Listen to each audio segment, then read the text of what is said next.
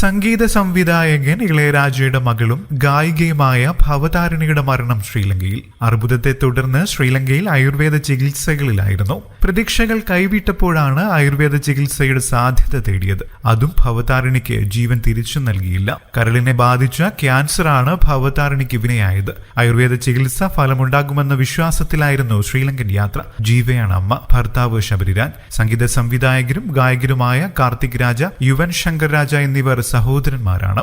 അമ്മയുടെ മരണം ഭവതാരിണിക്കേറെ വേദനയായിരുന്നു. എന്നും സഹോദരൻ യുവൻ ശങ്കർ രാജയുമായി ചേർന്നായിരുന്നു ഭവതാരിണിയുടെ പ്രവർത്തനം.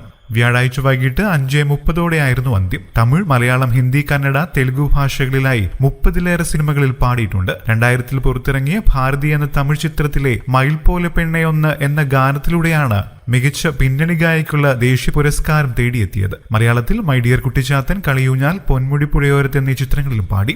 മലയാള ചിത്രമായ മായാനദി ആയിരുന്നു സംഗീത സംവിധായക എന്ന നിലയിലെ അവസാന ചിത്രം. സഹോദരങ്ങളായ കാർത്തിക് രാജയുടെയും യുവൻ ശങ്കർ രാജയുടെയും സംഗീതത്തിൽ ഗാനങ്ങൾ ആലപിച്ചിട്ടുണ്ട്. മലയാളത്തിൽ കളിയൂഞ്ഞാൽ എന്ന ചിത്രത്തിലെ കല്യാണ പല്ലക്കിൽ വേളിപ്പയ്യൻ, പൊന്മുടി പുഴയോരത്തിലെ നാദസ്വരം കേട്ടോ എന്നീ ഗാനങ്ങൾ ആലപിച്ചത് ഭവതാരിണിയാണ്. പരസ്യ എക്സിക്യൂട്ടീവാണ് ഭർത്താവായ ആർ ശബരിരാജ്. പ്രിയ ഗായികയ്ക്ക് ആദരാഞ്ജലികൾ.